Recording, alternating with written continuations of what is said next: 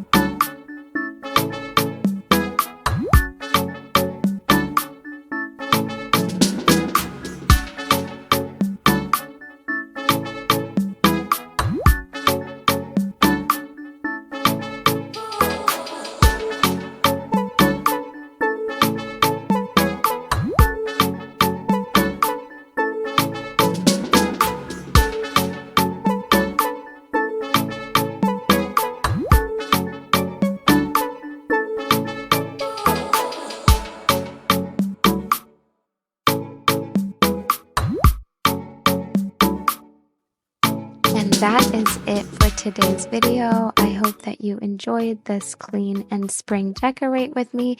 If you did, definitely hit that subscribe button, like and share because it helps the channel out immensely. And until the next one, bye guys.